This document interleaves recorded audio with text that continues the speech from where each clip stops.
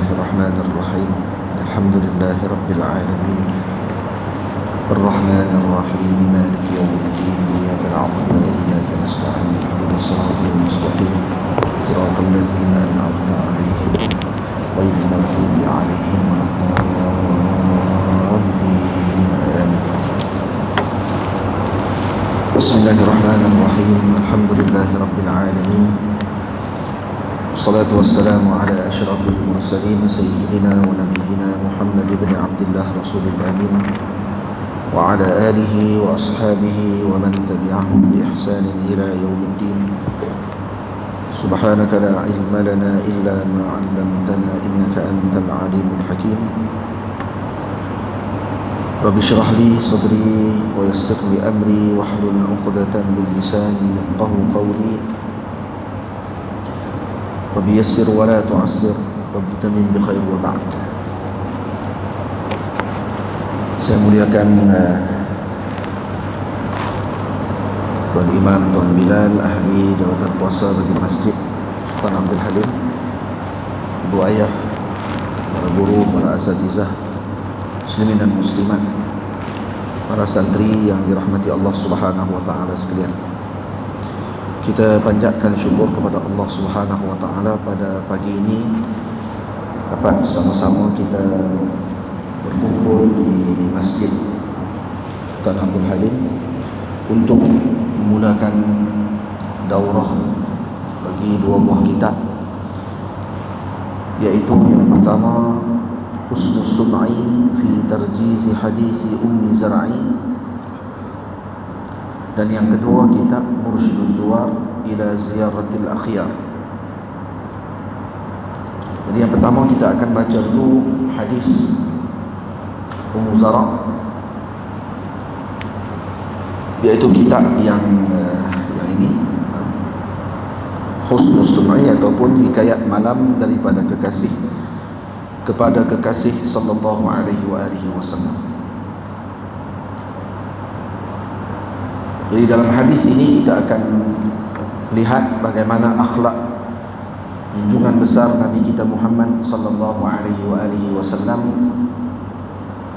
yang disebutkan oleh para masyayikh, naw'un la mathila lahu fi 'alamir rijali min al-musamarati al-mustahabbati ma'a az-zawjat,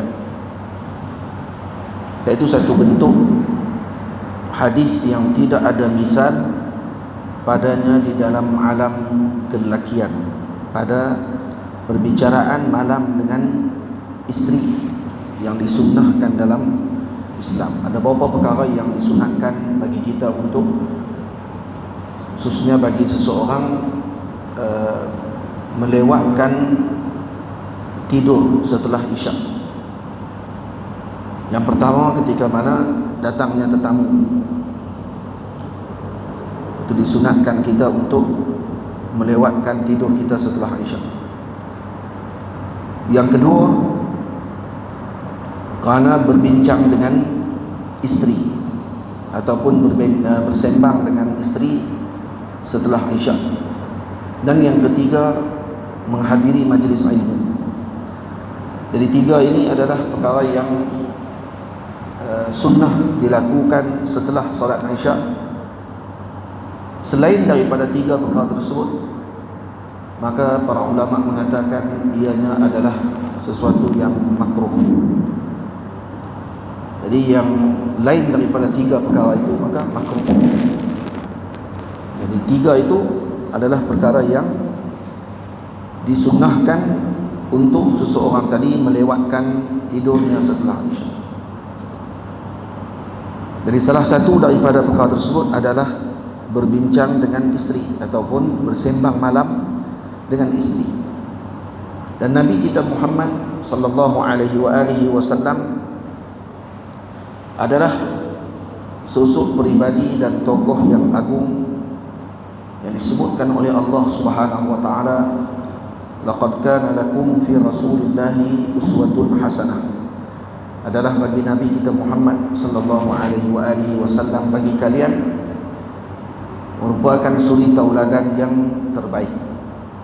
Jadi ini hadis yang kita akan baca ini cerita berkenaan dengan penceritaan Sayyidatuna Aisyah radhiyallahu taala anha ummul mukminin kepada Sayyidina Rasul sallallahu alaihi wasallam tentang kisah sebelah orang isteri yang mereka ini berkumpul untuk menceritakan tentang suami-suami mereka. Lalu Nabi mendengar dari awal sehingga selesai kisah tersebut.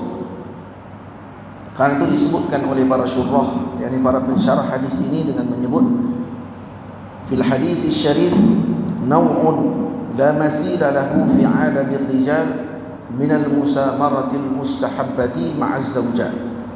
Dalam hadis yang mulia ini ada bentuk yang tidak ada misal baginya, tidak ada contoh yang lebih agung daripadanya dalam alam lelaki, fi 'alamir rijal, pada masalah membicarakan musamarah ataupun bersembang malam yang disunnahkan kepada seorang suami bersama dengan istrinya.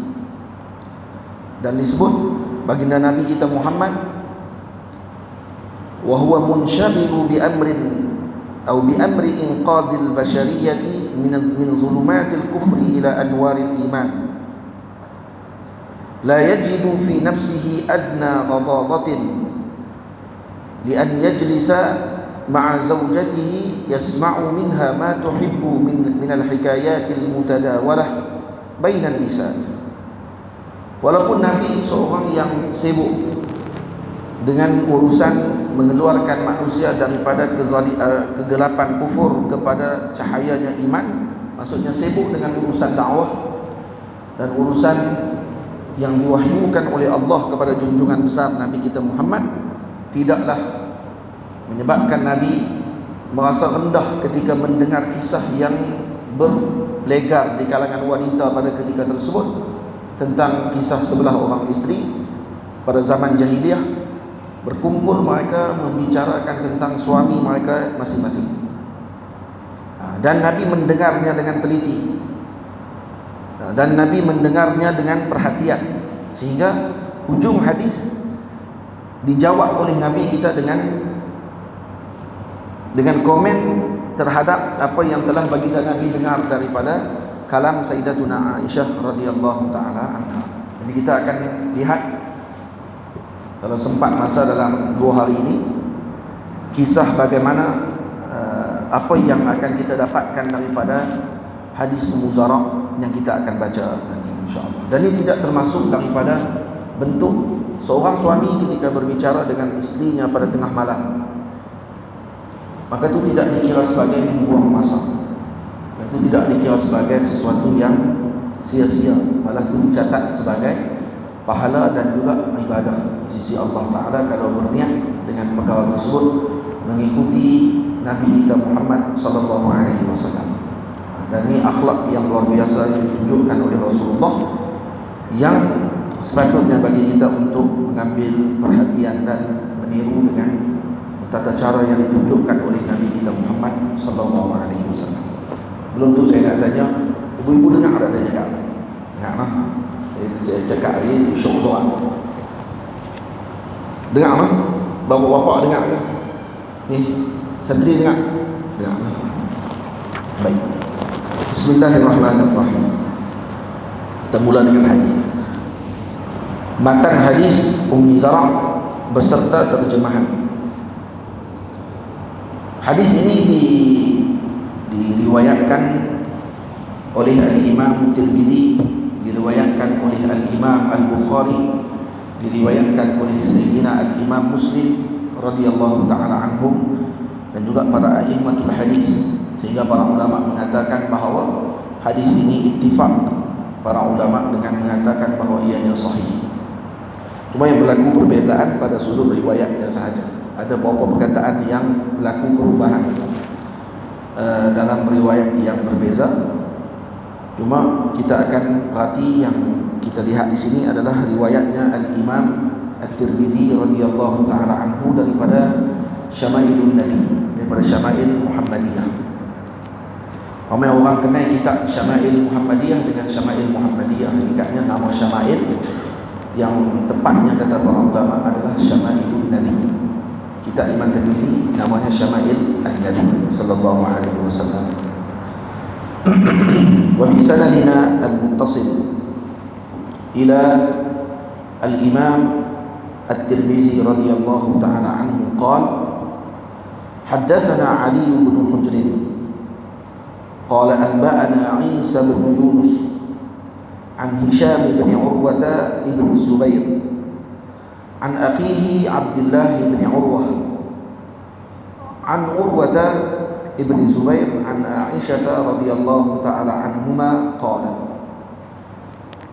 Dia kata ulama min lataifi al-isnad, daripada bentuk faedah daripada sanad ini. Dalam hadis ini, dalam sanad yang kita baca ni, ada padanya riwayat daripada saudara kepada saudaranya, daripada ayah mereka, daripada ibu saudara mereka. Jadi Hisham Ibni Urwah muka surat adalah hak yang Rumi dalam muka surat 38, hak Jawi 38, yang Rumi muka surat yang pertama. Jadi Hisham Ibn Urwah dengan saudaranya Abdullah bin Urwah, ini adik-beradik. Jadi ini abang ambil dengan adik, atau adik ambil dengan abang, dan mereka ambil dengan ayah. Sayyidina Abdullah pula ambil daripada ayahnya Urwah. Sayyidina Urwah pula ambil dengan ibu saudaranya Sayyidatuna Aisyah. Sayyidatuna Aisyah adalah saudara kepada isteri kepada Sayyidina Zubair. Jadi ini diambil daripada saudara kepada saudara. Saudara diambil pada ayah, ayah ambil pada ibu saudara ayahnya. Jadi nenek mereka lah, nenek Sayyidatina Aisyah adalah nenek saudara kepada Sayyidina Hisham dan juga Sayyidina Abdullah radhiyallahu ta'ala anha qala. Kata Sayyidatuna Aisyah, jalasat 11 imra'atan fata'ahadna wa ta'aqadna alla yaktumna min akhbari azwajihinna syai'an. Telah duduk sebelah orang isteri,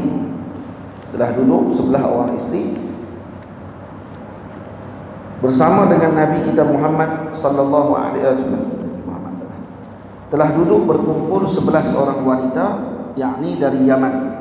Satu riwayat daripada Yaman, satu riwayat daripada Makkah. Lalu mereka membuat perjanjian dan ikatan antara satu sama lain agar masing-masing mereka menceritakan tentang keadaan para suami mereka tanpa menyembunyikan satu pun. Jatuh tanpa menyembunyikan satu pun, tanpa menyembunyikan. Ibu-ibu kalau kata, atau pakcik-pakcik sebaiknya ada kitab. Kalau tak ada kitab, memang sekali dia bangkit je. Laku dah kat masjid di ada tempat kita pergi, tengah nak baca, pakai aku tengok lah ni dia tentang mana baca, taman nak kitab tak ada. Lagi dia Ustaz bangkit keluar, jadi dia bangkit keluar. Nah, kerana kitab tak ada kat tangan. Kalau ada kitab, kita akan ikuti dan tatabbur dengan perkataan yang dibaca dalam hadis ini. Baik. Kitab ni ada kat rumah saja pun dah berkat dah. Kalau tak baca pun, ada kat rumah saja dah berkat dah. Guru saya tanya dekat guru beliau, Syekh Ahmad Mamduh, tanya kepada guru beliau Maulana Syekh Kamal Anani rahimahullah ta'ala, yang digelar Syafi'i Saghir, Syafi'i kecil. Bila ditanya kepada guru beliau tersebut, kenapa Syekh Kamal Anani ini ulama besar Al-Azhar dan beliau khafiful basar atau kafiful basar. Maksud kafif ni maksudnya buta, mata tak nampak. Tapi beliau orang yang sangat alim dalam mazhab Syafi'i. para guru besar di Al-Azhar seperti Maulana Syekh Yusri Hafizahullah, guru saya Maulana Syekh Ahmad, Maulana Syekh Said Shantul, ahli majlis fatwa besar ni, kebanyakannya adalah murid beliau. Satu hari Syekh Ahmad tanya kepada Maulana Syekh Kamal Anani, bila dia tengok kitab dalam rumah Syekh banyak, dia heran siapa dia nak baca, Syekh tak nampak. Maka Syekh Ahmad tanya, siapa yang baca kitab ni Syekh? Dan macam mana Syekh baca kitab ni? Maka Maulana Syekh Kamal Anani jawab, ya bunai, wahai anakku, kata Maulana Syekh Kamal Anani, mujarrad wujudil kitab fil bait sababun min asbabi usulil ilm. Kata dia, dengan sekadar ada kitab dalam rumah adalah salah satu sebab daripada sebab-sebab mendapatkan ilmu. Mujarrad wujudil kitab fil bait, hanya ada kitab saja dalam rumah adalah penyebab kepada akan datangnya ilmu, kata Maulana Syekh Kamal Anani radhiyallahu anhu. Sebab tu kata masyayikh lagi ada pengkaji yang membuat kajian, rumah yang mana ada maktabah mini, hatta mini sekalipun dalam rumahnya, maka itu akan membentuk peribadi anak-anak yang ada dalam rumah tersebut untuk membaca kitab. Rumah kalau kita masuk, ruang tamu rumah ada kitab. Biasanya rumah yang macam ni, anak-anaknya nanti pun akan terbiasa dengan kitab. Dia akan tahu dengan kitab. Kena ada maktabah mini, kena ada dalam rumah. Tak boleh kat ruang tamu rumah tu ada rak untuk letak kitab. Jadi kalau orang masuk ataupun anak kita tengok kitab dan setiap hari tengok kitab dekat rumah ni, dia masuk secara otomatik dia pun akan terdidik dalam hatinya untuk minat dengan kitab, dan kebiasaannya macam itu. Nah, baik. Sambung baca hadis. Jalasat 11 imra'atan fata'ahadna wa ta'aqadna alla yaktumna min akhbari azwajihinna syai'a. Maksudnya telah duduk berkumpul 11 orang wanita, yakni dari Yaman. Lalu mereka membuat perjanjian dan ikatan antara satu sama lain agar masing-masing di kalangan mereka menceritakan tentang keadaan para suami mereka tanpa menyembunyikan satu pun. Ini sebelah orang isteri kumpul menceritakan tentang suami mereka, dan bukan setakat nak cerita, mereka berjanji dah sebelah orang mereka untuk tidak sembunyikan sikit pun, wajib cerita. Jadi kumpul dulu, janji dulu, kita berjanji nak cerita semua, jangan siapa pun sembunyi. Semua pun sepakat. Ini cerita ni mutadawalah, maksudnya bersebar atau tersebar di kalangan masyarakat pada ketika itu di zaman Nabi sallallahu alaihi wasallam. Dan Sayyidatuna Aisyah adalah salah seorang yang menghafal kisah tersebut. Dan kisah ni kita akan tengok bahasanya yang tinggi, adab yang luar biasa. Sebab tu para ulama bayan dan balaghah membahaskan hadis ini sehingga sekarang dikeluarkan faedah-faedahnya. Hadis ini juga tidak salah saya katakan bahawa terdapat di dalamnya cara penyelesaian yang besar kepada masalah rumah tangga. Kerana kalau dibaca balik seorang-seorang daripada isteri yang menceritakan tentang suami mereka, tidak jauh untuk kita tengok bahawa suami-suami pada waktu sekarang pun tak akan lari daripada sifat yang disebut dalam kitab ini. Dan kalau ada bagi seorang suami tersebut salah satu daripada sifat yang disebutkan dalam kitab ini, dalam hadis ini, maka dia perlu cari jalan penyelesaian bagaimana untuk menyelesaikan masalah tersebut. Kalau dia terus dengan perangai tadi, maka itu akan menimbulkan masalah dalam keluarga dia. Dan para ulama juga sebahagiannya seperti Sayyidi Ali Wafa radhiyallahu taala anhu, Syekhul Muhaqqiqin, ulama alim, ulama besar dalam ilmu tasawuf, wali Allah Subhanahu wa taala, yang disebutkan oleh sebahagian ulama dengan mengatakan bahawa Sayyidi Ali Wafa ni bukan setakat segak ilmunya saja luar biasa, orangnya segak. Dan kata sebahagian ulama, Kalau tak salah saya, Sidi Abdul Wahab Sya'rani dalam Manaqib Al-Imam Sayyidi Ali Wafa, kata beliau, saya tidak pernah melihat dan tak pernah dilihat dalam sejarah orang yang sesegak beliau, dengan rupanya yang indah dan luar biasa, dan juga dengan keilmuannya dan kewalian beliau. Sayyidi Ali Wafa, maqam beliau di Sadah Wafaiyah dekat dengan Jabal Muqattam. Di keluarga beliau semua dimakamkan di situ.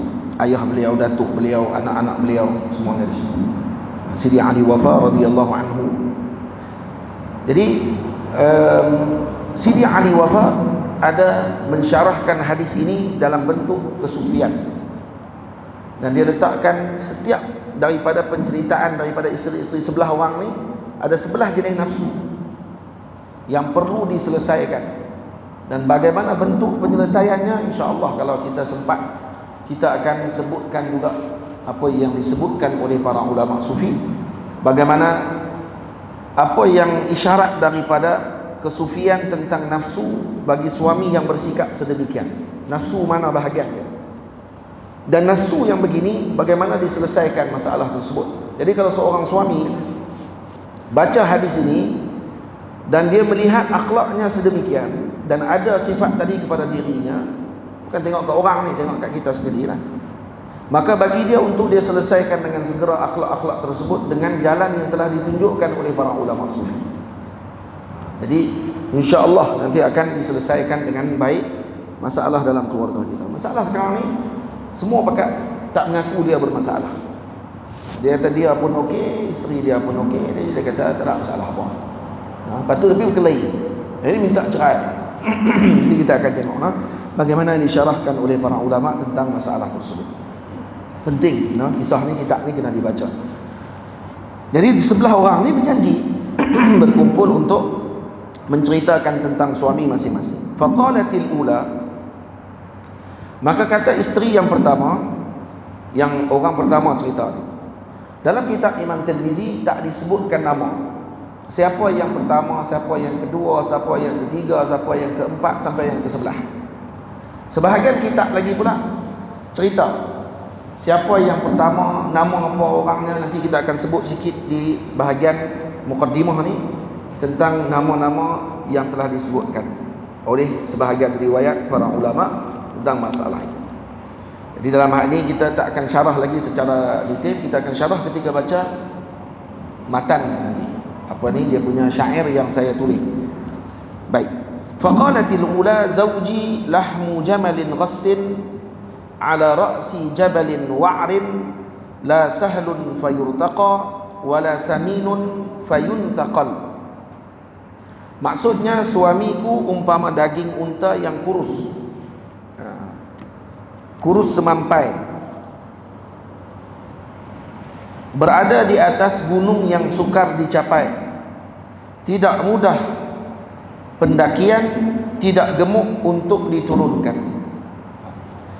Hadis ni kata ulama kalau dihafal, padanya faedah pada sudut bahasanya, dan yang kedua pada banyak maknanya. Sebab tu Al-Imam Abdul Karim Ibnu Muhammad Ibni Abdul Karim Ar-Rifa'i Ar-Rafi'i radhiyallahu ta'ala anhu dalam kitabnya Tarikh Khuzwin, beliau mengatakan ketika menerjemahkan tentang ayahanda beliau Sayyidi Muhammad Ibnu Abdul Karim, kata beliau ayah dia selalu mengulang dan menyuruh untuk beliau menghafal hadis ini ketika dia kecil, kerana padanya terdapat banyak faedah dan kerana baiknya pada lafaznya. Jadi ini hadis ni sebenarnya elok dihafalkan kepada anak-anak. Dan dulu di Al-Azhar, saya di sana, Maulana Syekh Usamah Al-Azhari, guru kami, pernah buat pertandingan baca ataupun hafal hadis ini di Masjid Al-Azhar Al-Syarif. Dan ada seorang pelajar Melayu kita berjaya menghafal hadis ini sampai selesai, dan kemudian diberikan hadiah oleh Maulana Syekh Usamah Al-Azhari. Hadis ini dihafal. Kenapa? Karena padanya faedah pada lughah, dan yang kedua baik pada lafaznya, baik pada lafaznya dan juga banyaknya makna pada hadis ini. Jadi kalau dihafalkan kepada anak-anak, maka dia akan dibetulkan buruhnya, bahasanya akan dibetulkan. Dan kata para ulama, kalau dihafal hadis ini dengan senang, insya-Allah hadis yang lain mudah bagi dia untuk dihafal. Contoh dia kata faqalatil ula zawji lahmu jamalin ghassin ala jabalin wa'rin la sahlun fayurtaqa wala saminun fayuntaqad. Itu yang pertama. Suamiku umpama daging unta yang kurus semampai. Yang ini menunjukkan kepada apa? Menunjukkan kepada radaah, maksudnya. Yang ini buruk pada akhlak dan peribadinya. Tidak seperti daging kambing. Lepas itu disebut lahmu jamal. Ada orang Arab, dia lebih suka dengan daging kambing daripada daging unta. Jadi isteri yang pertama ni mencela suaminya. Jadi dia celah tadi pada sudut zahir dan batinnya sekali, dua-dua. Nah, abang kata tak ada faedah apa. Maksud kalau dari segi faedah pada sudut daging, yang lebih sedap daging kambing. Walaupun saya kalau daging unta sedap juga daging unta. Kalau makan daging unta sedap juga. Tapi bukan unta hak yang tua, unta yang masih muda. Yang tu sedap. Tapi Arab mungkin mereka kurang sikit dengan daging unta. Yang lebih mereka sedap adalah daging dha'n. Dha'n apa dia? Dia beza dengan ma'iz. Dha'nun daging kibas, ataupun daging unta kambing biri-biri. Itu lebih sedap daripada daging apa ni, unta. Itu ini salah satu daripada bentuk pencelaan sebenarnya. Lahmu jamalin ghassin, yakni kurus semampai. Kurus semampai itu bahasa Melayu kita lah. Ala ra'si jabalin wa'rin, duduk di atas gunung yang sukar dicapai. Nah, ni yang terjemah ni anak murid saya, Zahid, dia yang terjemah ni. Terjemah matan ni, saya suruh dia terjemah matan ni, tu saya cek balik. Kemudian matan ni lah dia terjemah, dan dia yang antara tukang tulis bagi kitab ni. Baik. Dan kemudian disebut ala ra'si jabalin wa'rin, yakni duduk di atas gunung yang tidak mudah pendakiannya. Kalau nak duduk atas gunung yang sukar dicapai, yakni tidak mudah pendakian. Apa maknanya?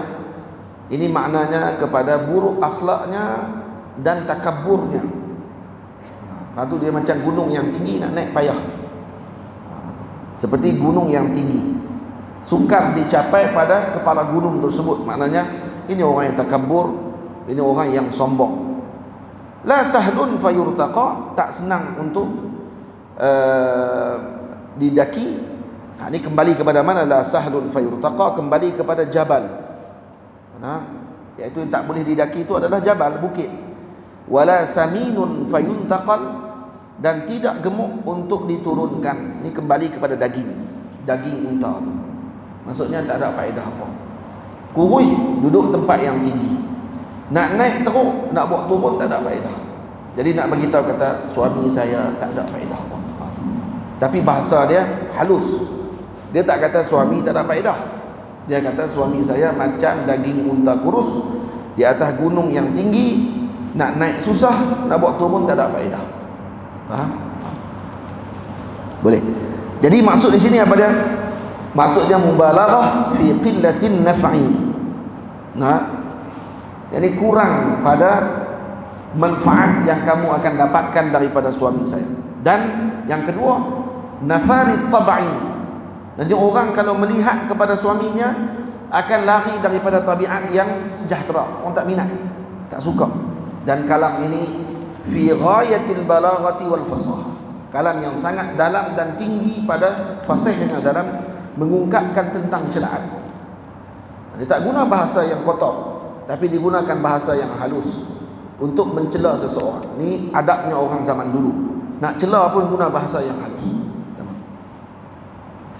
Bagaimana ketika mereka memuji seseorang ataupun bercakap baik dengan orang, sudah tentu lebih halus lagi. Orang Allah tak ada lagi akhlak tersebut. Kalau cakap yang halus-halus tak faham terus. Baik, yang kedua, khalati saniyah, zauji la abussu khabarah. Suamiku tak mampu ku ceritakan. Inni akhafu an la azarah. Sungguh aku bimbang tak terselesaikan. In azkurhu azkur ujarah wa bujarah. Jika aku ceritakan, pekung di dadanya terbukakan. Jadi ini yang kedua. Isteri yang kedua juga menyebutkan dengan darajah aliyah pada balaghah. Maksudnya yang kedudukan yang tinggi pada balaghahnya mencela suaminya, yaitu dia tidak maklumkan kata suaminya tadi dengan bentuk yang tertentu, cuma dia bagi tahu saya tak boleh cerita. Tadi dah janji dah nak cerita kan, wa ta'ahadna wa ta'aqadna, dah janji dah nak cerita, tak mau sembunyi, tiba-tiba dia sebut pula saya tak boleh cerita. Nah, inni akhafu alla adharah, sungguh aku bimbang tak terselesaikan. Dia kata kalau aku cerita takut tak selesai, jadi tak boleh cerita kata dia. Kalau aku cerita, in azkurhu azkur ujarah wa bujarah, saya akan cerita semua penyakit yang ada pada dia. Maksudnya luar dalam, pekung di dadanya akan dibuka. Maknanya suami dia ni seorang yang berpura-pura, depan orang nampak elok, tapi belakang orang tidak berfaedah dan berguna hatta kepada orang lain sekalipun. Dan ini suami yang juga dicela oleh isterinya yang kedua, tapi dengan bahasa yang halus juga. Naknya dia dah cerita dah tu. Dia bukan tak mau cerita, dia dah cerita dah secara direct. Orang kalau dengar tu tahu dah kata ni sebenarnya dah kutuk dah sebenarnya. Saya tak boleh cerita. Kalau saya cerita, habis semua keluar. Jadi cerita dah tu. Tanpa perlu tafsir. Tak perlu diperincikan penceritaan. Dah tu memadai dah bagi orang yang bijaksana. Orang yang cerdik, dia dengar saja tahu dah kata ni tak perlu cerita dah. Memang semuanya tak elok. Faham? Dan di sini juga kenapa wanita ni tidak menceritakan tentang suaminya dengan lengkap, kerana dia tidak mau untuk dipisahkan. Ini salah satu daripada bentuk takut daripada kena pisah ataupun nanti anak-anaknya akan diabaikan. Jadi kerana tu orang perempuan ni kadang aib bagi dia untuk selalu minta cerai. Payah sebenarnya, kalau bahasanya payah orang perempuan ni, ada salah apa sikit terus nak minta cerai. Melainkan kalau terlalu teruk sangatlah, baru dia akan sebut minta cerai. Tapi kalau selalu sangat, laki dia tak susun kasut saja, terus masuk rumah, ceraikan saya, tak larat nak susun kasut. Dia jenis ni perempuan jadi masalah. Sama ada khabal pada otak dia, jadi orang gila, ataupun ada masalah apa ni. Kasut tak susun kat rumah pun ni, laki dia masuk-masuk pecah-pecah stokin balik, lempak dekat tengah-tengah ruang tamu, pun minta cerai juga. Dia kata tu bukan 2 hari lah, 30 tahun duk tempak tu saja. Tak, kalau perempuan yang umpamanya apa, yang normal dan juga rasional, benda-benda yang kecil macam tu dia tak akan minta dengan cerai. Dia tak akan sebut tolong ceraikan saya atau ceraikan saya, dia tak akan sebut, kerana dia akan fikir panjang juga dengan masalah tentang diri dia, tentang anak-anaknya dan seumpamanya. Dan kadang-kadang dia tamak lama, ada masalah betul dengan suami dia, sampai anak-anak besar dah semua, baru dia minta cerai. Baru dia kata tak ada masalah dah, anak-anak besar dah. Lepas tu dia kata ceraikan saya. Ni mesti masalah lama, masalah yang besar lama, dan dia dah sabar lama dah, baru dia keluar perkataan tadi. Boleh jadi. Tapi untuk nak ucap kalam tadi dengan hanya masalah yang kecil-kecil, ini tidak dilakukan oleh seorang wanita yang normal. Dia tak akan minta dengan benda yang macam tu, kerana ini dikira aib, satu benda yang memalukan bagi dirinya. Faham? Kadang-kadang orang akan menyalahkan dia lepas tu. Orang tak salahkan suami dia juga disalahkan sekali. Lepas tu orang perempuan lah, bila takut untuk disalahkan tadi awal-awal, dia akan tulis di Facebook, cerita habis kat orang pasal laki dia. Lain kali semua, dua-dua bodoh. Laki dia pun bengok, dia pun sama naik bodoh juga, pakat lawan cerita semua. Kenapa? Takut dicela, takut dicam semua kali, dia pun tolong cerita juga, dan akhirnya dibuka semua aib kedua-dua pihak. Dan ini adalah salah satu bentuk daripada penyebaran benda-benda yang tak sepatutnya disebarkan pada zaman sekarang ni. Semua benda nak diceritakan dan nak mendapatkan sokongan daripada orang ramai, dengan hanya sekadar bertepuk tangan daripada jauh, tanpa tahu daripada benda yang sepatutnya diketahui. Maka sepatutnya bagi kita untuk kita sembunyikan aib kita dan doakan semoga keluarga diberikan dengan kebahagiaan oleh Allah Subhanahu wa taala. Tamam? Karena banyak wirid zikir. Suami dan isteri kena disibukkan dengan ilmu dan juga dengan akhlak yang mulia. Disibukkan dengan pembinaan rohani, daripada disibukkan dengan jismani semata-mata. Karena makanan jismani kita tidak akan selesai. Membesarkan rumah dengan tujuan untuk bermegah dengan manusia itu hanya sekadar untuk menggembirakan tubuh jasad kasar kita sahaja. Ni jasad kasar kita yang akan mati nanti. Seronok dengan duit yang banyak juga itu hanyalah sekadar mengenyangkan dengan jasad kasar kita. Seronok dengan makanan yang sedap-sedap, ini juga adalah untuk mengenyangkan makanan dengan jasad kasar kita. Tak selesai. Tapi orang yang menyibukkan dengan urusan mengenyangkan rohaninya ketika dia hidup, maka ketika tersebut dia akan tidak terkesan dengan perkara-perkara yang berlaku, yang tidak akan berlaku sifat dengki dan juga hasad, dan dia tidak akan berlaku cepat untuk menidakkan dengan takdir yang telah Allah Ta'ala tentukan kepadanya. Dia akan jadi orang yang redha. Jadi kita akan tengok satu-satu akhlak dan juga sifat isyarat dengan nafsu yang telah disebutkan oleh para ulama. Jadi saya syarahkan secara umumnya dulu tentang masalah itu. Tamam. Dan kemudian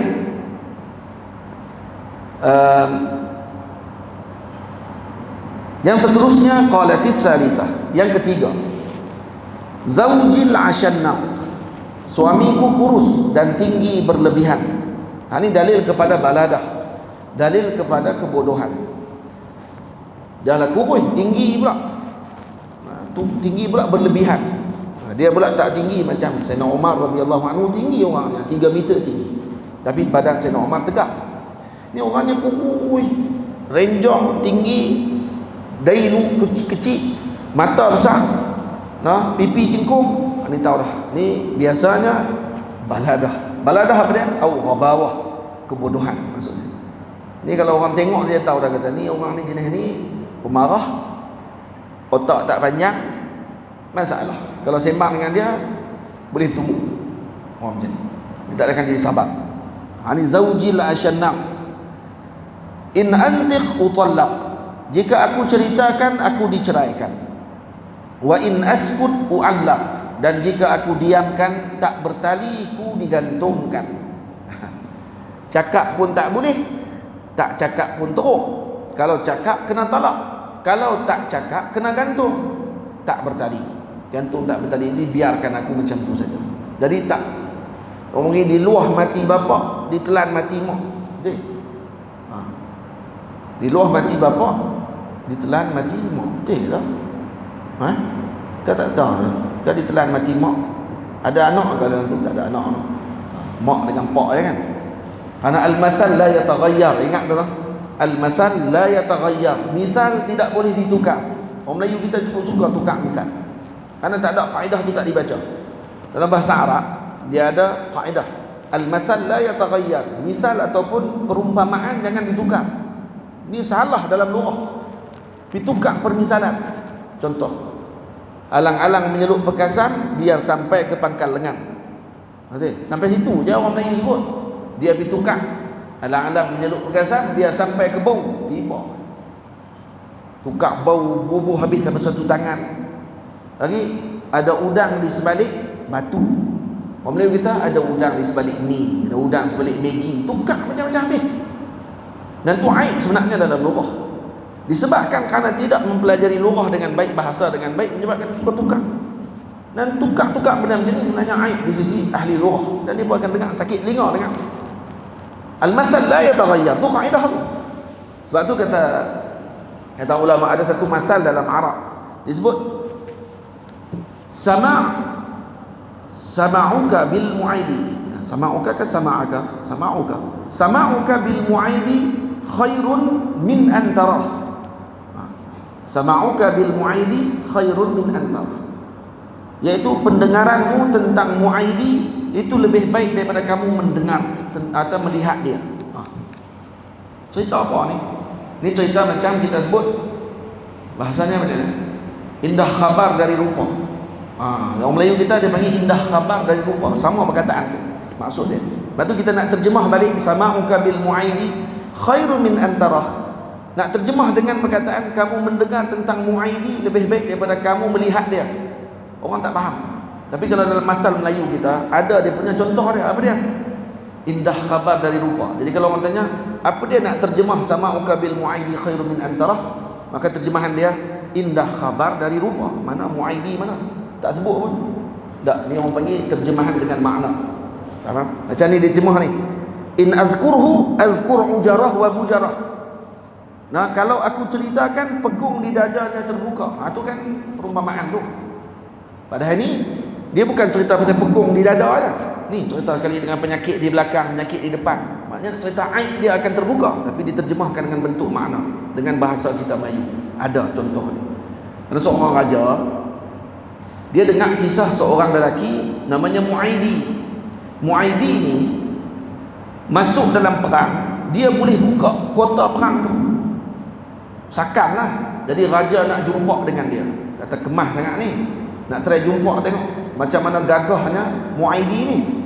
Jadi raja bayang macam-macam. Badan dia Masya Allah, tinggi dia macam mana, tegak dia, segak dia. Jadi panglima besar lah. Main-main tengok. Pendek. Lepas tu pula buruk borai. Lepas tu pula gelap, hitam pula, tak segak langsung. Bila sampai kat raja-raja tengok, Allah, ni kan yang buka yang buka pintu kota tu bagi tentera masuk, sakan sangat ni. Hak ni je. Terus raja kata apa? Ni keluar masal ni. Sama'uka bil mu'aidi khairun min antarah. Dengar tentang dia lebih baik daripada tengok. Tak tengok dia kata kita duk bayang macam-macam. Tengok, pergi terus. Hilang terus. Hak ni dia bagi indah khabar dari rupa. Boleh faham? Dan dengar cerita macam-macam. Pergi tengok rupa. Allah. Tak segak pun. Bukan panglima macam besar pun. Dah orang biasa saja. Tu sebut. Ada contoh Melayu kita ada. Lagi apa dia lagi? Masal Arab sebut Ahlu Makkah adra bi syi'abiha. Ahlu Makkah adra bi syi'abiha. Ahli Mekah lebih tahu tentang jalan-jalan syiarnya. Maksud jalan-jalan lorong di Mekah tu mereka lebih tahu. Jadi guna tu untuk masalah apa dia? Contoh apa dia? Kalau Melayu kita apa dia? Apa dia? Hanya jauh hari mengenal manikam. Boleh guna juga. Hanya jauh hari mengenal manikam. Boleh juga. Ahlu Makkah adra bi syi'abiha. Hanya jauh hari mengenal manikam. Kalau jangan terjemah sendiri tadi. Terjemah dengan makna. Hanya jauh hari mengenal manikam sama dengan makna Ahlu Makkah adra bi syi'abiha. Ahli Mekah lebih tahu tentang jalan-jalan. Jadi kita kalau pergi contohnya ke Mesir, di Mesir ataupun main ke Sungai Tani. Saya main Sungai Tani sampai lah. Wallahi sampai lah. Kalau tak pakai Waze, pakai pening terus sampai ke ni. Sungai Tani Utara pun saya tak faham, Sungai Tani Selatan pun saya tak faham. Dia kata Sungai Tani ni duduk negara mana saya pun tak tahu lah. Satu lagi Kulim. Kulim Sungai Tani, dua ni. Saya pening. Kata tak pernah lalu menjalan ni. Semalam main daripada Penang masuk Sungai Tani Selatan, nak main ke masjid ni, nak main ke homestay apa ni Ustaz Adli tunjuk. Kata saya tak pernah lalu jalan ni. Tak tahu kot saya tak pernah lalu, tapi dah tengah malam. Sampai pukul 2 pagi semalam di sini. Jadi duduk pening jalan. Tak tahu. Baik. Tak apa. Jadi kalau kata kita naik contohnya kereta dengan seorang ahli orang di tempat. Kita nak pergi tempat satu ni, kita tak tahu. Ajak orang di tempat, dia pun bawa. Sampai senang je. Kita nak cari sesat, dia main tunjuk kita senang. Maka kita akan sebut dekat dia macam mana? Kita kata Ahlu Makkah adra bi syi'abiha. Kita akan sebut macam tu juga. Jangan tukar lah. Lagi lebih tukar. Ahlu Sungai Petani adra bi syi'abiha. Ini tak kena ni. Tak boleh tukar Ahlu Sungai Petani. Dia kena Ahlu Makkah adra bi syi'abiha. Iaitu kena guna masal yang sama. Hatta duduk di Mesir, hatta duduk di Dubai, hatta duduk di Qatar, hatta duduk di Lubnan, di mana negara sekalipun, kena guna perkataan yang sama juga. Kita di Mesir jalan-jalan sesat, orang Mesir tunjuk jalan, maka kita nak puji dia. Kita kata kat dia Ahlu Makkah adra bi syi'abiha. Orang tu tak akan buat pelik dia. Bila pula aku ahli Mekah, saya orang Mesir, tak, dia akan faham tu masal. Al-masal la yataghayyar. Masal jangan diubah. Ini saya pesan sungguh-sungguh. Sakit jiwa kita tengok ustaz-ustaz ni kalau ceramah, dia suka sungguh tukar masal. Tukar masal ni hanya apa ni, ada udang di sebalik mi. Balik mi mai kepala bapa. Mana ni? Ada udang balik batu lah. Guna hak tu yang orang tua-tua kita guna, tukar mi apa? Tapi kawan tu guna kotiau pula. Mai ustaz korang lagi pula guna pula ni Maggi mana pula. Maggi pula banyak jenama. Nama Maggi tu pula. Hak dia berkenan. Tak kena macam tu. Tak boleh. Kena guna dengan bahasa yang telah ditunjukkan oleh orang tua-tua kita dalam bahasa Melayu. Tak boleh guna dengan bahasa. Bahasa tu kotor sebenarnya. Kalau kata guna tu ni sakit dengar dekat. Baik. Qalatis salisah zaujil asyannaq in antiq utallaq wa in askut mu'allaq. Yang ketiga ni pun celah juga suami dia. Nah, kenapa? Ana dia kata kalau aku ceritakan maka aku akan ditalak. Kalau kata aku diam, aku digantung tidak bertali. Ni pun ada jenis dia juga, no? Ada orang yang macam ni. Tak boleh komen apa. Rumah tangga tu dia jadi macam dengan bukan sistem demokrasi dia bagi. Dia bagi sistem Republican. Dia republik. Dia kena dia saja betul, orang lain semua tak betul. Qalatir rabi'ah zauji kalaili tihamah. Suamiku seperti malam di Tihamah. La harrun wala qarrun. Tak terlalu memanaskan dan tak terlalu menyejukkan. Tenang saja. Ni suamiku ni jenis tenang orang dia. Ini puji, no? Ini puji. Maksudnya kamalul i'tidal, sempurna pada dia punya akhlak. Wala makhafata wala sa'amata. Tiada takut dan gelisah, juga tiada kebosanan padanya. Jadi semuanya dengan kebaikan. Ini isteri yang keempat, puji suami dia. Tak apa. Yang kelima, qalatil khamisah zauji inna zauji in dakhala fahid. Suamiku umpama harimau bintang ketika masuknya, wa in kharaja asid, dan ketika mana umpama singa ketika keluarnya. Wala yus'alu amma ahid, jangan ditanya apa yang telah dijanjikannya. Suamiku ni macam fahid, macam singa apa ni, macam harimau bintang waktu dia masuk. Baik. Yang ni puji ke keji ni? Ada dua. Serampang dua mata. Ada orang faham ini dengan pujian. Nanti kita akan tengok. Dan ada orang faham ini kejian sebenarnya. Dikeji suami dia. Jadi ada dua. Serampang dua mata ni kita akan tengok dia punya syarahan dia nanti. Qalatis sadisah, yang ke-6. Zauji in akala laffa. Suamiku jika makan berbagai hidangan.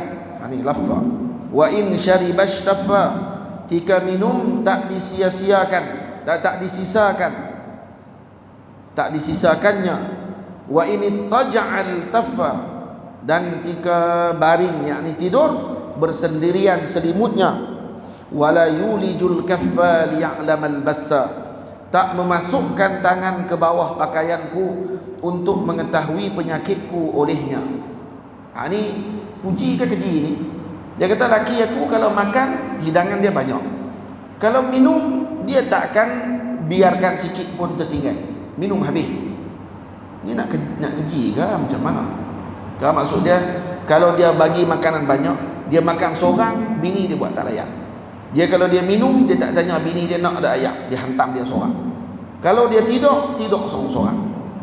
Kalau kata aku sakit, dia tak pernah masukkan tangan dia dalam baju aku, tengok panas ke tak panas badan aku. Dia buat tak tahu saja. Ini keji. Boleh jadi puji. Puji dengan makna kalau makan hidangannya banyak, makan kelingan ramai-ramai. Anak isteri kena duduk sekali makan. Kalau minum, dia tak akan biarkan minuman tadi tersisa, kena bagi habis. Dia tak mau membazir. Kalau tidur seorang-seorang. Kenapa? Karena dia tidak mau untuk melihat aib pada isterinya, tak mau tengok aib isterinya. Jadi kalau kata dia duduk gitu, nanti dia nampak aib isteri, akan mengurangkan cinta dia pada isterinya. Dia tak pandang aib tadi, maka dia duduk seorang-seorang dia. Atau dia tidak masukkan tangan dalam baju isteri dia karena tidak mau terpegang pada penyakit ataupun aib isterinya, menyebabkan dia akan kurang cinta pada isterinya. Puji. Dua. Ni serampang dua mata juga. Orang yang dengar ni boleh jadi orang akan anggap kata dia telah memuji ataupun dia telah mengeji suaminya. Kan dia dah janji nak cerita. Saya cerita saja. Hampa faham? Masing-masing. Faham? Yang fahamnya masing-masing. Baik. Qalatis sabi'ah, yang ketujuh. Zauji ayaya au ghayaya tabaqa. Suamiku si gagak yang bodoh, tak mampu menyelesaikan apa-apa urusan. Ini memang celah awal-awal lagi. Dengar-dengar tu tahu dah kata dia maki bagi kaki. Tabaqa. Nah, tabaqa maksudnya apa dia? Orang yang bodoh. Kullu da'in lahu da. Semua penyakit manusia ada padanya. Sajjaki au fallaki, dia akan melukakan kepalamu atau mematahkan anggotamu. Au jama'a kullal laki, ataupun kedua-duanya sekali dihadiahkan padamu. Dia laki aku ni yang pertama gagap, lepas tu bodoh. Semua penyakit ada kat dia. Tu dia. Habis terus. Maksudnya apa dia? Hak tadi penyakit-penyakit yang kamu cerita pasal suami kamu yang pertama, yang kedua, yang ketiga, kan kalau dia hina suami dia, yang ketiga, tak faham? Semua tu ada kat suami kamu. Bukan satu je. Suami kamu takabur saja. Suami saya bodoh, takabur pun sekali. Mah. Ha? Lepas tu hak suami kamu, hak seorang tadi kata tak segak, tinggi, kurus, dari kecil, mata besar, pemarah, dia pun ada juga. Suami aku pun ada juga penyakit. Semua gabung. Kullu da' lahu da'. Ha? Maksudnya setiap penyakit tu ada kat dia. Maksudnya digabungkan semua penyakit. Syajjaki au fallaki, sama ada dia akan lukakan kepala kamu, ataupun dia patahkan tangan kamu dan anggotamu, au jama'a kullal laki, ataupun dia gabung dua-dua. Kalau dia marah, sama ada dia pecahkan kepala, ataupun dia patahkan tangan, ataupun kadang-kadang dia gabung dua-dua kali. Pecah kepala kali dengan patah tangan. Dua kali dia buat. Ini jenis ni yang ketujuh ni macam mana nak selesai ni? Nanti kita tengok dia punya jenis nafsu dia macam mana. Qalatis saminah, yang ke-8, zaujil massu arnab warihu rihu zarnab.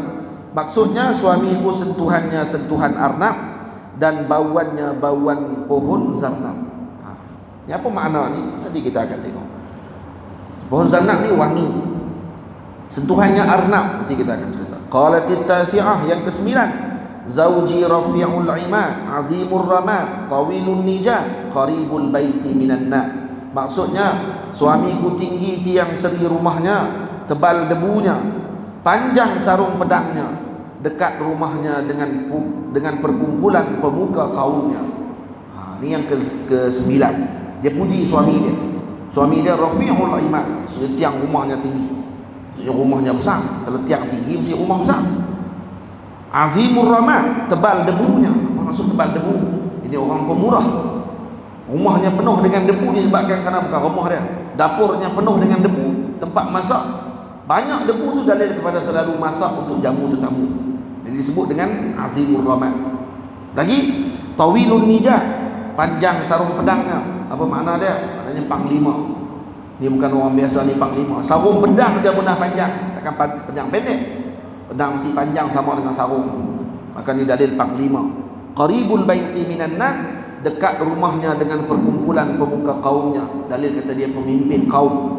Karena rumahnya lebih dekat dengan tempat berkumpul, markas perkumpulan dia dengan pemuka-pemuka kaum, dengan pemimpin-pemimpin kaum pada waktu tersebut. Tempat dia berkumpul dengan, kalau orang Melayu, orang Arab dia ada nadi-nadi dia ada kelab-kelab perkumpulan. Kita di sini Malaysia ni ada markas-markas lah, parti-parti apa semua kali tu. Jadi tu berkat kumpul duduk di markas, kerana dia adalah ketua bagi kaum tersebut. Qalatil ashirah, nanti kita akan tengok satu-satu. Zauji malikun wa ma malikun, suamiku raja, apakah itu raja? Malikun khairun min dhalik, raja lebih baik dari demikian itu. Lahu ibilun kathiratul mabarik, miliki unta yang sering duduk di halaman, yakni bersedia untuk para tetamu. Qalilatul masarih, serta kurang rehatnya. Masarih juga dengan makna kurang pergi ke tempat untuk meragut makanan ataupun meragut tumbuhan, kerana akan terus disembelih maknanya. Ayat qalilatul masarih idza sami'na sautal mizhari ayqanna annahunnal hawalik, dan apabila mereka mendengar suara gendang maka yakinlah mereka bahawa akan mati, yakni disembelih. Apa dia yang akan mati ini? Unta. Jadi dia nak cerita, suami saya ni pemurah. Nah, sama ada namanya Malik atau sifatnya seperti Malik. Sama ada dia tu nama dia Malik ataupun dia sifat macam raja. Jadi di dalam terjemahan ni seolah dia sifatkan dia dengan raja. Dan dia ada banyak binatang, khususnya unta. Dan unta dia pula tak sempat pergi ke tempat untuk dibelah. Kenapa? Karena kena siap dah untuk dijamu tetamu setiap masa. Jadi setiap kali tetamu main, dia akan padu gendang menyambut tetamu. Maka unta bila dengar dia gendang tu, unta kena faham dah. Lepas ni tunggulah siapa pula nak kena sembelih hari ni. Macam tu maksud kalam ni. Jadi isteri yang ke-10 ni menceritakan tentang sifat kepemurahan, kedermawanan, kemuliaan bagi suaminya dalam sudut menjamu makan orang setiap masa. Qalatil hadiyata asyrata, yang ke-11 pula, yang inilah ceritanya. Cerita tentang Ummu Zara. Ni hadis yang kita baca ni, cerita dia Ummu Zara. Kenapa hadis ni khusus tentang Ummu Zara saja? Padahal yang cerita 11 orang, dia yang ke-11. Karena dia yang paling sempurna pada penceritaan. Dia tak cerita pasal laki dia saja. Dia cerita sekali dengan mak mentua, sekali dengan anak tiri dia laki dan perempuan, sekali dengan laki dia cerai dia, nikah lain pun dia masih lagi duk ingat lagi laki lama dia. Yang ni dia ceritakan. Dia kata apa? Zauji Abu Zar'in, fama Abu Zar'in. Yang ke-11 ni dia kata, suamiku Abu Zara'. Kamu tahu tak Abu Zara' tu siapa? Dia tanya. Bagaimanakah Abu Zara' itu? Anasa min huliyyi uzunai wa mala'a min lahmin 'adudai wa bajjahani fabajahat ilayya nafsi. Kata dia, dari daging dipenuhkan kedua otakku, menggerak-gerakkan kedua telingaku dengan banyaknya perhiasan. Tu dia kata, anasa min huliyyi uzunai. Telinga aku ni digerak-gerakkan dia dengan dipenuhkan dengan perhiasan. Nak abang kata banyaknya ni, orang panggil apa tentang apa ni? Subang. Beli subang banyak, penuh telinga. Sampai banyaknya dia tadi menggerak-gerakkan telinga aku dengan subang dia banyak. Untuk perhiasan selalu beli. Lagi apa dia? Wa mala'a min lahmi adudai. Kedua otakku dari daging dipenuhkan, yakni menggemukkan daku. Ini orang Arab, dia puji nah. Kalau kata orang Arab puji, kalau isteri badannya gempal, maka Arab akan puji suami dia. Ini bela bini elok. Orang Melayu kita tak tahu. Orang Melayu macam mana? Kalau tengok bini badan besar dia kata, oh bela sungguh noh, masya-Allah. Tapi kalau jumpa bini kurus dia kata, oh bagi makan kedok ni. Ada juga tu bahasa Pali nak abang ada bini buat kerja, diam dia tak buat kerja. Jangan bini dah kurus, jenis kurus. Kawan jaga badan. Jadi kalau kata badan besar sikit je, dipuji, harap puji. Nak bagi perempuan, bagi lelaki tak? Lelaki kalau badan makin besar, ni dikeji. Jangan badan kurus. Tengok lagi. Wa bajjahani fa bajahat ilayya nafsi. Menggembirakanku dan diriku, dia menggembirakanku dan diriku kegembiraan. Apa dia ni? Apa dia? Apa ni Zahid? Apa dia? Tak ingat. Dia gembira macam kekenyangan. Dan diriku kegembiraan. Baik. Tamam. Dia kata wa bajjahani fa bajahat ilayya nafsi. Jadi menggembirakanku, dia menggembirakanku dan diriku kegembiraan. Maksudnya suamiku menggembirakanku. Ada orang suami menggembirakan dia, tapi dia buat tak layak. Aku tak gembira pun sebab aku tak cinta dia pun. Tapi dia, suami dia kata Abu Zara' ni menggembirakan dia dan diriku kegembiraan. Aku pun gembira juga. Tak leh. Maksudnya ada imbal balik. Maksudnya tak bertepuk sebelah tangan. Gitu. Faham tak? Maksudnya tak bertepuk sebelah tangan. Suami dia bagi, aku balas balik dengan kegembiraan. Sonok aku dengan apa yang dia bagi kepada aku. Itu dia. Tamam. Lagi apa dia lagi? Faja'alani wajadani fi ahli Ghunaimatin bi syaqqin. Di kalangan pemilik kambing aku ditemukan. Tengok dalam kurungan, sedangkan orang Arab berbangga dengan unta dan kuda. Tengok kalau sebut bab masalah makan daging kambing sudah. Tapi bab bela kambing saja tak bela unta, ni masalah lain pula. Depa lebih bangga kalau orang tu bela unta banyak. Lepas tu kata Ummu Zara' ni, Dia kata, saya ini didapati oleh suami saya. Dia temu saya di kampung. Yang kampung kami ni belah kambing. Bukan orang yang ahli asriya, maksudnya yang kaya-kaya, belah unta, belah kuda. Dia ambil aku, bawa balik ke kampung dia, kahwin dengan aku, dan kemudian di celah-celah pergunungan, kemudian apa? Faja'alani fi ahli Suhailin wa Atitin wa Da'isin wa Munaqqin. Kemudian dia jadikanku di kalangan para pemilik suara-suara kuda. Apa makna pemilik suara kuda? Suhail itu makna suara kuda. Ini dipanggil ilmu aswat, dipanggil ilmu suara. Kalau unta dipanggil suhail, unta. Kuda dipanggil suhail. Nah, kalau kata lagi apa lagi? Atid apa dia? Unta. Suara unta dipanggil atid. Kalau kita macam orang Melayu, mengembah macam lembu, menguak macam kerbau, mengembek macam kambing. Nah, dia tak sebut bunyi kambing, bunyi unta, bunyi kerbau. Tak, dia ada bahasa dia, menguak. Guak bunyi apa ni? Bunyi kerbau. Mengembah bunyi lembu. Mengembek bunyi kambing. Lagi? Apa lagi? Kalau ayam, berkokok. Ayam berkokok. Kokok punya ayam. Ayam tak panggil mengembah, jam tu. Lagi? Kalau itik mengaum. Hebat ni. Apa dia? Harimau mengaum tak apa. Singa pun mengaum juga. Habis. Lagi? Bahasa Melayu kan. Kalau burung berkicau. Itu kan bahasa Melayu tu. Masa macam kena mengaji balik, no? Nak buka balik kitab bahasa Melayu. Tengok ni. Bahasa binatang saja pun lagi apa lagi? Kalau kuda apa dia? Kuda Melayu. Berbunyi kuda. Tu ialah kan. Kuda? Apa dia? Berdesis. Ular berdesis. Ular berdesis. Apa lagi? Ada siapa lagi nak bagi cadangan? Apa lagi? Tak ada. Habis.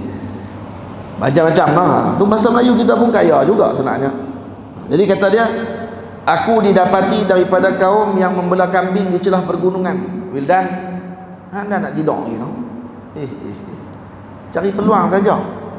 Faja'alani fi ahli Suhailin, dan aku didapati, dibawa aku untuk duduk di kalangan pemilik suara, dan jadikan aku di kalangan suara pemilik suara kuda, unta, ayam dan burung. Ayam dipanggil da'is kalau bahasa Arab.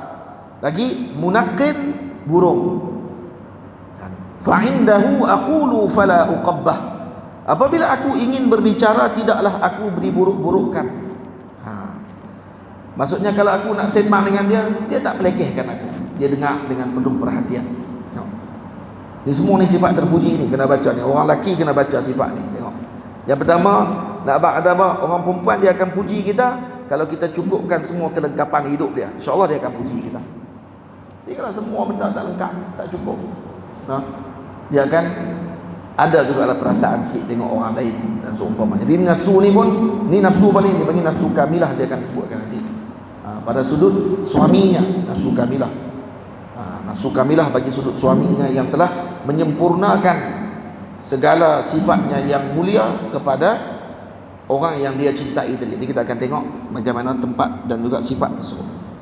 Kemudian wa arqudu fa atasabbah, apabila tidur aku tidak dikejutkan. Hari ini dipanggil naimatul duha. Perempuan kalau disebut naimatul duha dalam bahasa balaghah dengan makna dia bangun waktu duha ya. Jadi tak payah bangun awal untuk nak siapkan makanan untuk suami dia apa semua kali. Kenapa? Karena dah ada pembantu untuk menyelesaikan dan menguruskan segala urusan rumah tangga pada waktu tersebut. Dia cuma bangun untuk makan sahaja apa yang telah disiapkan. Ini dipanggil wa arqudu fa atasabbah. Saya kalau tidur tidak dikejutkan. Wa ashrabu fa ataqannah, apabila minum maka sampai kepuasan. Jadi tak ada silah seperti mana yang disebut tadi oleh suami. In syariba ishtaffa, kalau minum seorang-seorang, tak bagi kat aku sikit pun. Kalau dia celak lah.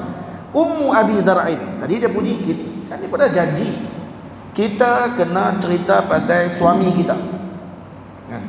Ya ta'ahadna wa yata'aqadna alla yaktumna syai'an min azwajihinna. Kena cerita semua pasal suami. Tengok dia tak cerita pasal suami, cerita pasal mak mentua sekali pun dia cerita. Apa makna dia? Maknanya ia masih berkait dengan suami, iaitu berkait dengan suami dia. Sebab tu dia tak sebut pasal mak mentua, dia sebut nama lain. Tak, dia sebut Ummu Abi Zar'in, Ibu Abu Zar'in. Maksudnya masih lagi berkait dengan suami saya juga. Dan seorang pun dalam 10 orang tadi yang lepas tak ada bangkang pun jadilah tu. Cerita tu jadilah. Kenapa Nabi cerita sampai mak mentua buat apa? Tak, kerana mereka ahli balaghah, mereka ahli adab. Tahu kata ni orang cerita tak habis lagi jangan duk potong. Dengar dulu dia cerita. Kerana ada faedah. Kita ni suka potong. Sebab tu kawan tak ramai. Kawan tengah duk sembang, kita pergi perak tengah-tengah. Kawan tengah duk semangat cerita ni, bibi. Pernah dengar dah cerita tu? Kampung saya pun ada, semua kampung dia ada. Oh, letihnya tu. Tuan-tuan kalau nak jadi orang yang banyak kawan, jadi pendengar yang baik, insya-Allah kawan ramai. Tapi kalau jenis tak mau kawan dengan orang, jadi pendengar yang buruk dan jadi pencerita yang baik, insya-Allah orang tak mau dengar langsung. Time cerita dia nak suruh kita dengar dia. Time kita cerita kat dia, dia main handset. Perangai macam dengan kerok. Pernah lagu macam tu ibu-ibu semua? Dan pernah tak buat kat orang macam tu? Tak usah duk bohong lah. Nah, dengan lelaki pun kita buat macam tu. Tengah lelaki duk sembang dia duk main handset. Tapi bila dia cerita, lelaki dia duk main handset, dia marah. Dengarlah dulu. Boy nak main handset sedia. Marah lelaki dia. Dia tak marah. Jadi kita jangan macam tu. Tapi duduk dengan kawan dekat kedai makan, pakat pegang handset. Lepas tu pakat duk main sembang. Sambil duk sembang, mata dekat sini. Kesemua tadi tidak akan menyebabkan perhubungan jadi baik. Tak ada eye contact, tak ada mata, tak tengok ke mata, tak sembang dengan perhatian.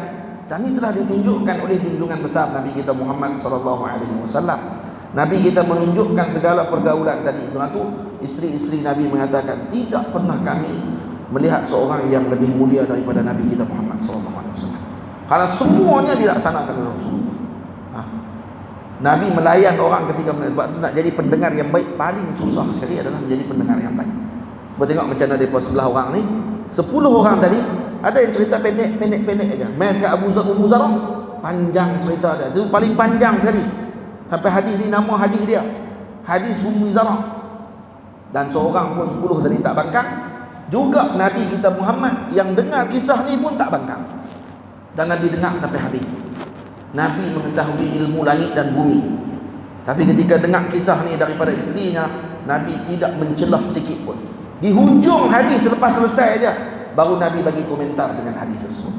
Kuntu laki ka Abi Zar'in li Ummi Zar'in. Kita akan tengok macam mana akhlaknya Rasulullah dalam bergaul dengan isterinya, yang tu menyebabkan rumah tangga baginda Nabi SAW luar biasa. Faham? Ummu Abi Zar'in, fama Ummu Abi Zar'in? Sikit. Ibu Abi Zar'a. Bagaimanakah ibu Abi Zar'a? Uqumuha ridah aw radah, luas bekas simpanannya.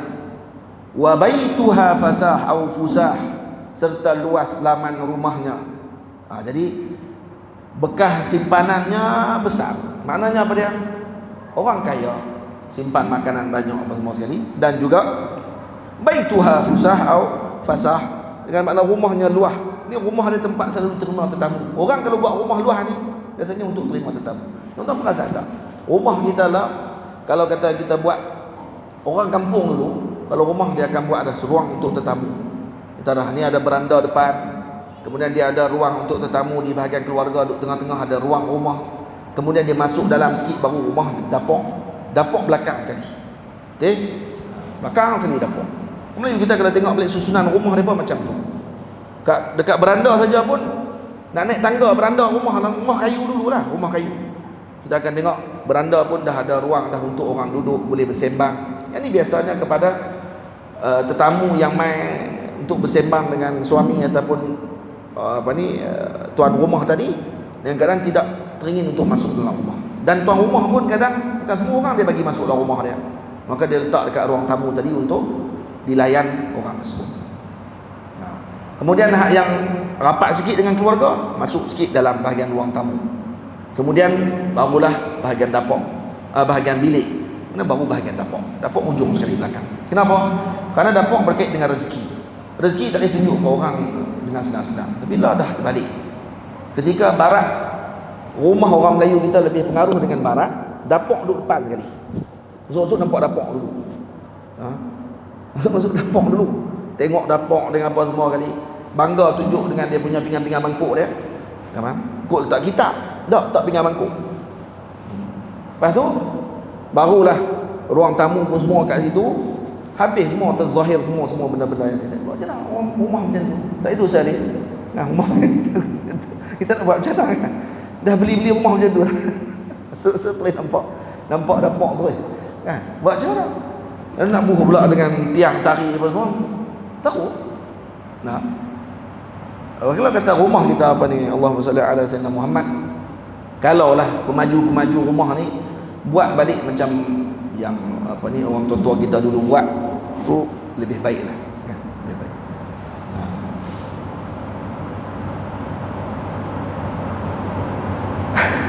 Tak tahu nak cerita macam mana. Macam itulah yang berlaku sekarang. Rumah semua kat situ. Dan kadang ada rumah yang kita masuk, ruang tamu kecil. Ruang tamu kecil. Dan memang rumah tu sebenarnya bukan untuk menerima tetamu. Khususnya apa dia? Kondominium dan seumpama. Orang duduk di kondo memang tidak mau menerima tetamu sebenarnya. Lepas tu dia letakkan dah hak siapa boleh masuk, kereta siapa yang boleh masuk, bagi visitor, dan dia akan menyusahkan orang sampai orang tak mau main rumah tu. Dan memang pun untuk privasi. Biasanya orang duduk kondo untuk privasi. Dia ada rumah lain dan satu lagi kondo untuk dia nak berehat di situ. Boleh jadi. Dan jiran kamu kiri kanan, kecuali kondo yang orang tadi semuanya bakat mengaji, itu lain lah. Tapi kalau kata ni tak, dia akan kamu kerja kamu, saya kerja saya. Kadang tak kenal pun jiran di sebelah rumah. Apa yang berlaku di jiran sebelah rumah dia tu, yang tu dia tak akan beritahu pun tentang apa yang berlaku. Kamu nak berkinja-kinja main dengan perempuan ke apa kan, silakan, tidak ada masalah. Yang penting jangan ganggu privasi saya. Akhirnya tak ada lagi jiwa kejiranan dan juga tidak ada lagi sifat untuk orang panggil apa, hak-hak kejiranan tadi tidak dilaksanakan dengan baik. Kan? Baik. Tak apalah, ala kulli hal panggil apa,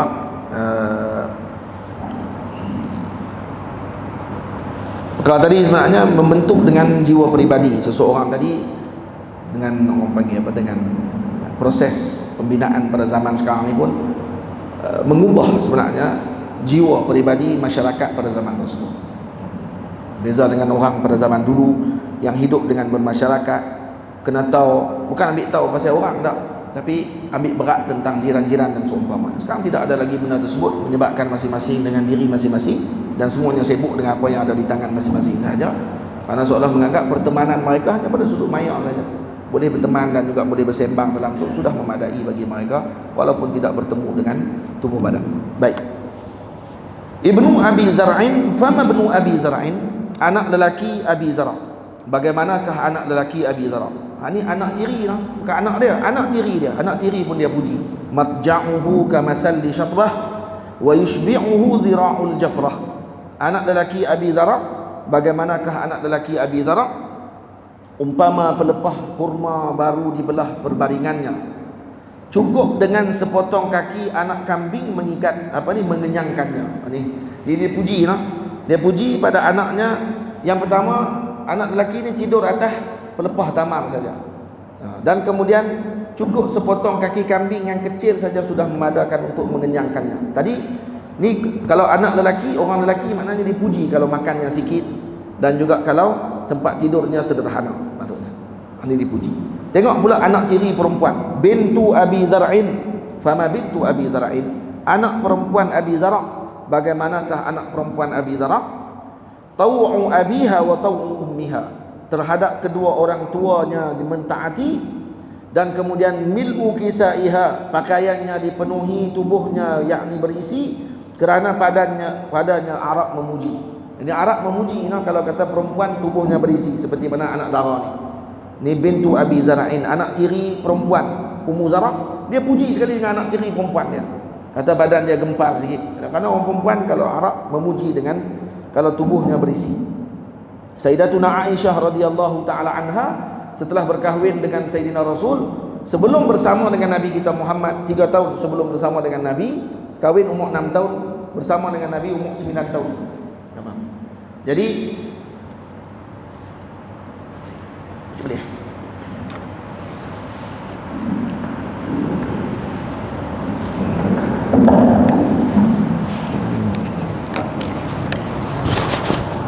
Tak dulu.